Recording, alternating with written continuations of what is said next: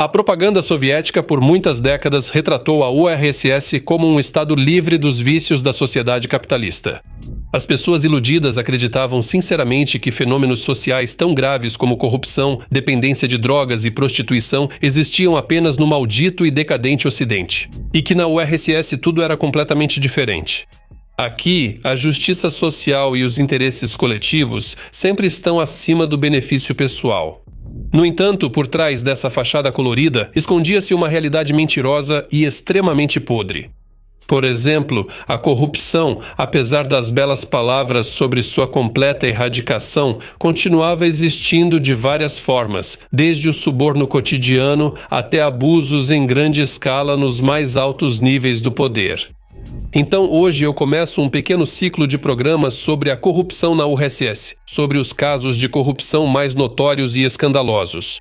Vamos analisar os casos de corrupção mais notórios da era soviética tardia, suas causas, essência e consequências. E depois de uma análise detalhada, ficará claro para todos que a profundamente corrompida União Indestrutível de Repúblicas Livres estava fadada ao colapso inevitável. Meu nome é Semyon, canal Mega Show TV. Vamos começar.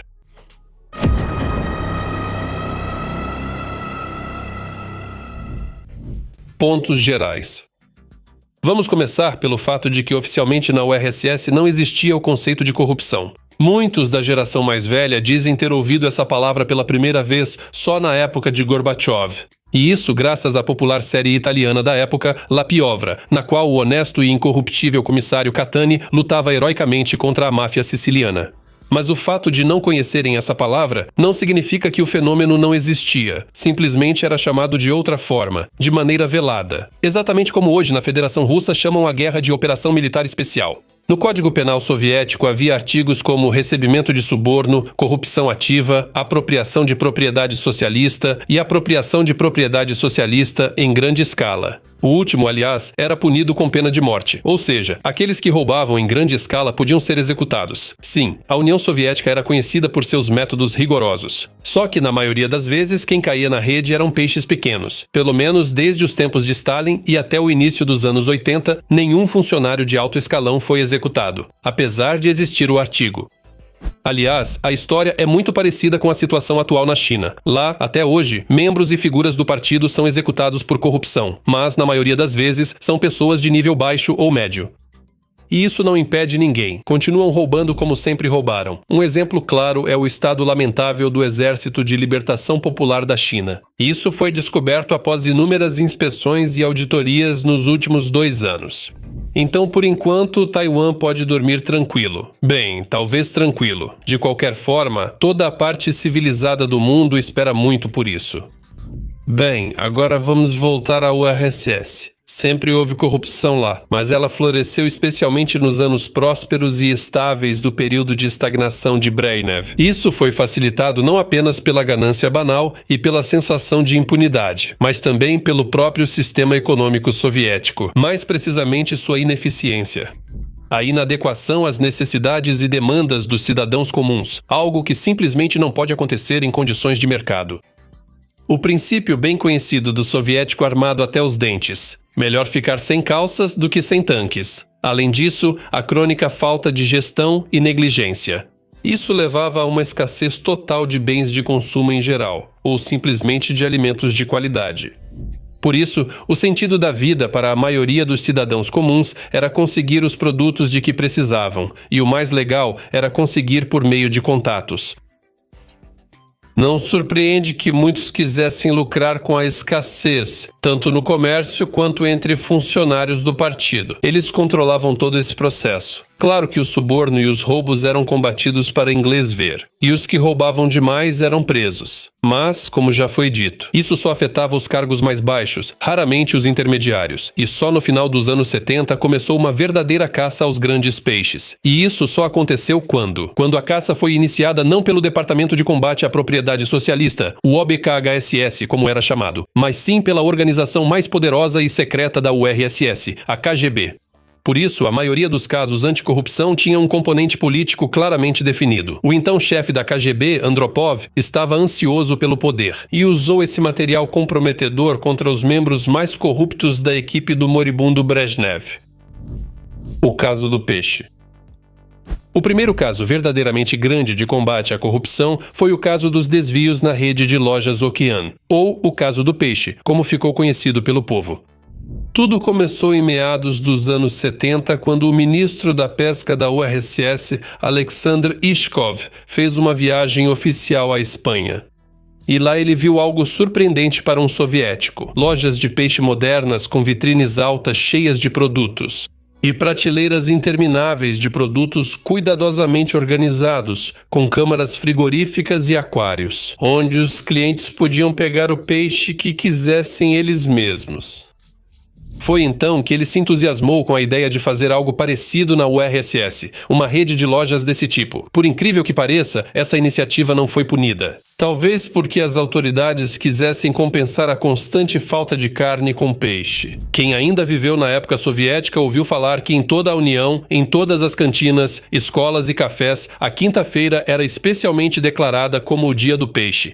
E para que tudo isso? Para enganar o povo comum. A Okean foi a primeira rede de lojas da URSS, inspirada em supermercados estrangeiros. Inicialmente, os clientes a visitavam como um passeio turístico. Vitrines altas e claras, carrinhos, produtos embalados, balcões refrigerados, aquários com peixes vivos. Um desenho em mosaico foi especialmente criado para as paredes. Esculturas de peixes e navios, publicidade, produto da semana, um espetáculo nunca visto antes na União Soviética. O peixe não estava excessivamente congelado, diferente da maioria das lojas, devido aos equipamentos de refrigeração importados. A primeira loja Okean apareceu em 1976 e já no ano seguinte o número delas ultrapassava 100 unidades. Os produtos literalmente sumiam das prateleiras. Além disso, essas lojas foram chamadas de início de uma nova era no comércio soviético. No entanto, poucos perceberam que o atrativo da vitrine estrangeira não passava de uma fachada para um esquema de manipulação em escala nacional. O principal envolvido nesse caso foi o vice-ministro da Pesca da URSS, Vladimir Ritov. A essência do esquema era que parte da produção não registrada era vendida por fora e o lucro claramente não ia para os cofres do Estado. Ou seja, na prática, havia mais peixe do que nos documentos. E se em uma caixa parecia ser pouco, alguns quilos a mais, porém, na escala de todas as entregas, a diferença era significativa. Além disso, nos depósitos, parte dos produtos recebidos era considerada imprópria para venda e destinada ao descarte. Claro, a maioria dessas conclusões era falsa, e os produtos considerados impróprios eram enviados como mercadoria para o mercado negro. Depois, eram revendidos clandestinamente ou enviados a estabelecimentos de alimentação coletiva. A situação piorava ainda mais pelo fato de Ishkov ter conseguido para o oceano uma taxa de perdas enorme para a época em relação aos produtos vendidos. Assim, oficialmente 30% eram destinados a perdas por produtos fora do padrão. O aumento da taxa garantiria que todos os produtos da loja fossem de altíssima qualidade. No entanto, ao mesmo tempo, os riscos de corrupção aumentavam, pois os produtos descartados eram vendidos por fora, sem passar pelo balcão das lojas. O principal destaque no caso do pescado foi o esquema com caviar. O caviar vermelho, especialmente o preto, era um luxo inacreditável para o cidadão soviético comum. A questão não era o preço, mas o fato de o produto quase não estar disponível para venda. Por outro lado, caviar sempre estava incluído nos kits de alimentos e rações destinados à elite do partido. Pessoas espertas do oceano aproveitaram a escassez para lucrar vendendo caviar para os clientes certos. E mais ainda, usando seus contatos no Kremlin, eles conseguiram mais um privilégio. O Ministério da Pesca pôde exportar frutos do mar diretamente, sem passar pelo Ministério do Comércio Exterior. E eles mesmos administravam a receita em moeda estrangeira recebida. Naturalmente, mesmo assim, parte da produção era vendida por fora. Só para disfarçar, esse caviar era embalado em latas de espadilha em molho de tomate. Caviar. Esse caviar em molho de tomate acabou entregando os oportunistas do setor pesqueiro. Em um dos dias de verão de 1978, de repente se espalhou por Moscou o boato de que, supostamente, estavam vendendo caviar preto no oceano em latas de espadilha. Imediatamente formou-se uma agitação em frente às lojas, algo raro até mesmo para os padrões soviéticos. Muito provavelmente nos depósitos confundiram as caixas e colocaram à venda um produto que era destinado à exportação. Sobre esse estranho fenômeno do peixe, o KGB ficou sabendo muito rapidamente. Felizmente, naquela época havia informantes suficientes para isso. Esse caso chamou a atenção pessoalmente de Andropov, que viu que a situação era complicada, e ele estava certo. Um grupo de investigação especialmente formado descobriu tanto o desvio de grandes quantias, quanto o contrabando, o suborno de funcionários públicos e a posse de moeda estrangeira, o que na época soviética também era um crime gravíssimo. Ninguém podia simplesmente guardar selos ou dólares em casa. Apenas rublos. Essa era a realidade soviética. Em resumo, o negócio do peixe tinha proporções grandiosas. Cerca de 5.000 pessoas envolvidas no esquema foram demitidas, mais 1.500 foram a julgamento. O vice-ministro da pesca da URSS, Ritov, foi condenado à pena de morte e fuzilado em março de 1982. Tão severamente, funcionários desse nível não eram punidos desde os tempos de Stalin. Quanto ao próprio ministro, Ishkov, a KGB também reuniu material contra ele. No entanto, graças à intervenção pessoal de Brezhnev, ele evitou a punição e foi aposentado. Se soubesse as cartas certas, moraria em Sochi. Sochi. Na época soviética, junto com Yalta, este era um dos principais resorts do país. Aliás, toda a região de Krasnodar, assim como a Crimeia, durante a estação quente se transformava em lugar de descanso e de negócios clandestinos. É justamente com isso que está relacionado o próximo caso de corrupção, o caso de Sochi Krasnodar. Ou o caso Medunov, batizado com o nome do principal envolvido. Sergei Medunov era um típico burocrata soviético maldoso. Ele ocupava o cargo de primeiro secretário do Comitê Regional de Krasnodar, ou seja, seria equivalente a um governador atualmente. E, além disso, era considerado amigo pessoal de metade do Politburo, inclusive do próprio Brezhnev. Provavelmente tomava vodka com ele acompanhado de vinho de Krasnodar e caviar, quando eles vinham de Moscou para descansar. Aliás, foi o caso do peixe que trouxe os agentes da KGB a Sochi, iniciando a investigação sobre a cadeia de abusos. Na rede de lojas, eles prenderam o diretor do Oceano de Sochi, Arsen Napruidze. Durante os interrogatórios, ele acabou confessando e entregou muitos representantes da elite local. E não só sobre o peixe, mas também sobre esquemas com outros alimentos. Assim como sobre o suborno, que inevitavelmente acompanhava o processo de obtenção de vagas em sanatórios de prestígio e em hotéis, onde sempre faltavam lugares. Aos poucos, o caso da máfia dos resorts era enriquecido com cada vez mais detalhes. Por exemplo, sobre a proteção dada à prostituição local, sobre a diluição sistemática de bebidas alcoólicas, que depois eram vendidas em vários bares, e até sobre a arte de fazer almôndegas locais sem carne. E todos esses esquemas eram impossíveis sem o apoio da liderança do partido. Eles ganhavam enormes quantias com isso. Assim, de acordo com um memorando dirigido a Andropov, em 1981 viviam em Sochi e nas cidades turísticas próximas pelo menos 3 dezenas de limonchik. Assim eram chamados os milionários clandestinos soviéticos. Os nomes dos principais envolvidos nos esquemas lucrativos começaram a surgir no caso. Vyacheslav Voronkov, primeiro secretário do Comitê Municipal de Sochi, equivalente ao prefeito atualmente. O primeiro secretário de outra cidade turística, Gelendzhik, Nikolai Pogodin, e a diretora do Trust de Restaurantes e Refeitórios de Gelendzhik, Berta Borodkina, que nos círculos do submundo era chamada de Berta de Ferro. Quanto ao próprio Medunov, ele fez de tudo para cortar os laços que levavam à sua preciosa pessoa. Felizmente, ele tinha recursos para isso. Além disso, ele também contou com a ajuda de seus protetores em Moscou. Como resultado, dezenas de páginas de depoimentos simplesmente desapareciam dos processos criminais. De repente, testemunhas morriam. Apareciam pessoas que do nada assumiam a culpa. Quando um dos envolvidos no caso não aguentou a pressão, e depois disso, cometeu suicídio. Ouviram-se gritos altos de que uma pessoa completamente inocente foi levada ao suicídio.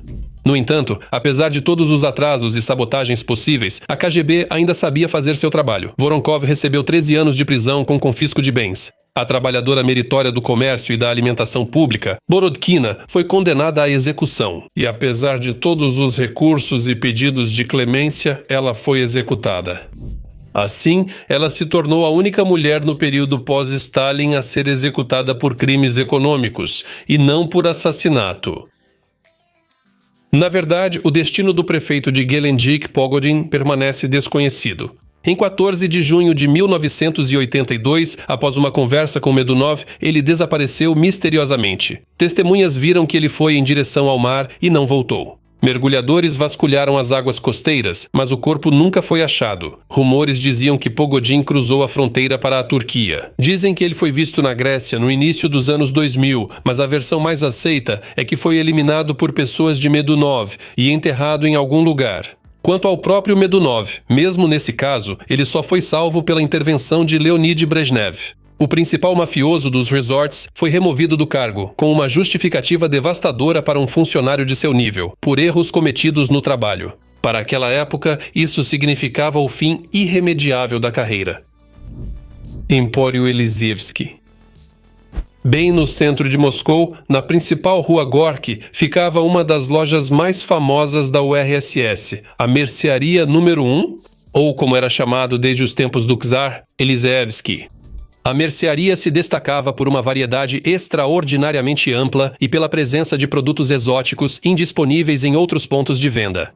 Por exemplo, era o único lugar na União onde se podia comprar abacaxis livremente.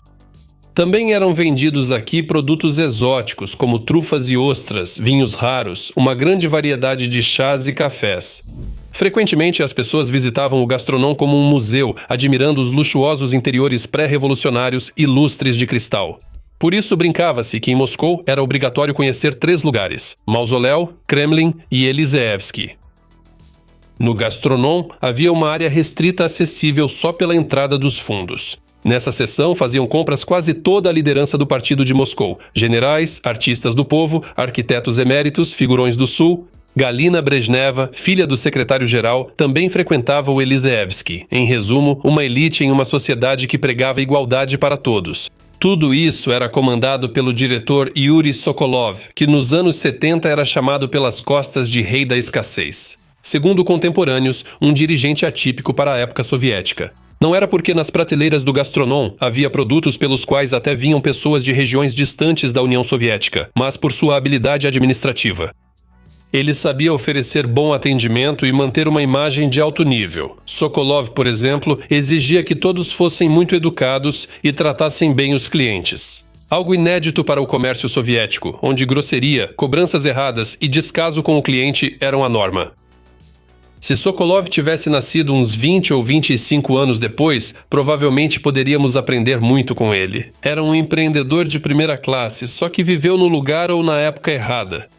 E acabou que, nas realidades soviéticas, ele só podia ganhar milhões roubando o caro Estado socialista. Só que ele fazia isso de forma inteligente. O esquema era parecido com o das lojas Okean, simples e por isso confiável. Criava-se artificialmente um excedente de produtos, que era vendido por fora através de restaurantes e cafés certos. E para conseguir esse excedente, Sokolov comprou refrigeradores especiais da Finlândia. Aparentemente, a qualidade dos equipamentos soviéticos não agradava ao negócio clandestino. Devido aos avanços do Ocidente, era possível atingir quase 100% de preservação dos produtos.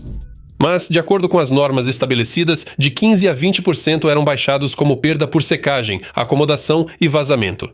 E depois disso, tudo era simples. O dinheiro extra arrecadado era usado para subornar fornecedores, que preferiam o Elisievski aos outros mercados da capital. Foi assim que surgiu uma abundância nunca vista antes. Sokolov destinava grande parte dos fundos paralelos a subornar a chefia do Mostorg.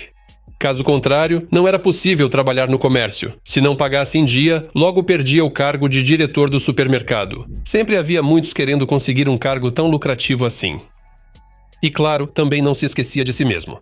Chegou até a comprar um Mercedes, e isso numa época em que havia, em toda Moscou, não mais do que uma dezena de carros alemães. Vladimir Vysotsky, por exemplo, também tinha um Mercedes. Aproximadamente a partir de meados de 1982, a KGB começou a grampear e vigiar Sokolov. Eles equiparam secretamente o escritório dele com microfones e câmeras de vídeo.